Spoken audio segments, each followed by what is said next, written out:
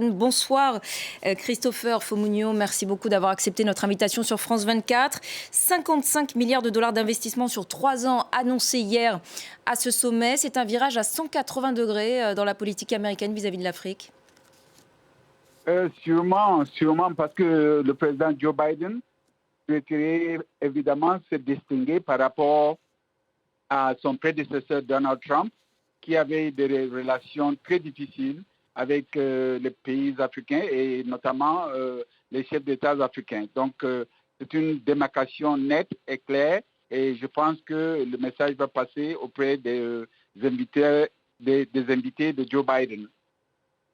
On l'a dit, l'objectif principal de ce sommet, en tout cas l'objectif affiché, c'est de contrer l'influence de la Chine et de la Russie sur le continent africain. C'est quoi la vision américaine, disons, de cette réalité ?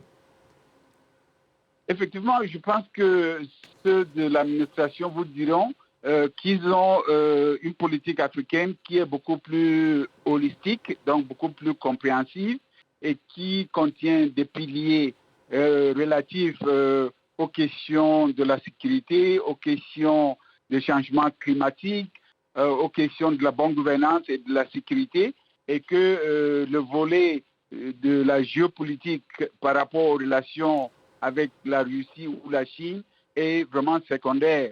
Et c'est pour cela qu'ils ont placé ce sommet sur les listes de valeurs partagées, ce qui voudrait dire que quelque part, ils s'entendent sur les valeurs à poursuivre et à consolider avec les pays africains et avec l'Union africaine.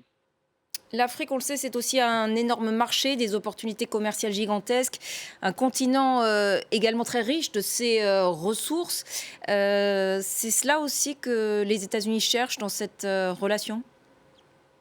Ça ne me surprendra pas parce que tout le monde est conscient que l'Afrique d'aujourd'hui, c'est un marché potentiel de plus d'1 milliard de personnes et que dans 20-30 ans, ce qui n'est pas du tout loin, 25% de la population du monde entier serait africain.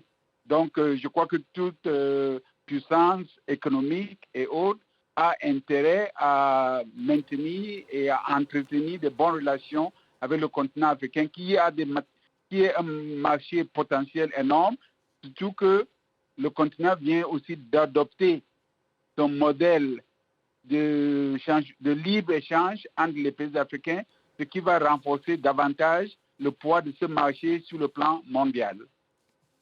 Joe Biden, dans son intervention, a aussi plaidé pour un rôle accru de l'Afrique sur la scène internationale, notamment, on le sait, au Conseil de sécurité de l'ONU et au G20. C'est effectivement une revendication du côté de nombreux dirigeants du continent ? Oui, effectivement, ça fait des décennies que l'Afrique demande à ce que sa voix puisse aussi porter au sein du Conseil de sécurité des Nations Unies. Et je crois que cette démarche a été un peu testée dernièrement par les différents votes de sanctions contre la Russie pour ce qui est de la guerre contre l'Ukraine. Et je ne serais pas surpris si beaucoup de décideurs sur la place de Washington ont été secoués par la façon dont les votes africains ont été éparpillés sur la question de la guerre en Ukraine. Je crois que ça a été un réveil pour dire aux décideurs américains qu'il faut entretenir ces relations, il faut la soigner pour que lorsque les voix africaines se portent sur la scène internationale, que ces voix ne soient pas hostiles à la politique américaine. Christopher Fomunio, je le disais, une cinquantaine de dirigeants sont présents, mais certaines absences sont également remarquées. Certains dirigeants n'ont pas été conviés en raison de problèmes de mauvaise gouvernance, disons, une position que les États-Unis n'ont pas avec d'autres pays partenaires, notamment on pense à l'Arabie Saoudite. Est-ce que vous avez un commentaire à faire à ce sujet ? Je crois que l'administration Biden s'appuie sur la position de l'Union africaine et a donné comme critère principal les pays qui ne sont pas sur sanctions par l'Union africaine. Donc, les 3 pays qui n'ont pas été invités, notamment les pays qui sont sous des régimes militaires, le Mali, le Burkina Faso et la Guinée, ont été sanctionnés par l'Union africaine, et tout comme le Soudan d'ailleurs. Et à cette liste, il y a l'Érythrée, qui n'a pas de relations diplomatiques pour l'instant avec les États-Unis.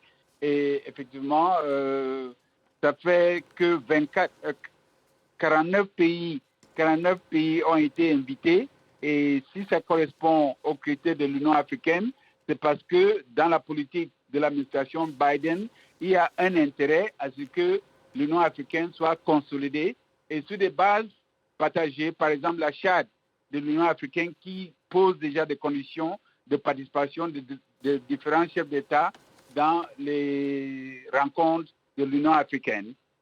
Merci beaucoup Christopher Fomugno pour votre éclairage ce soir sur notre antenne.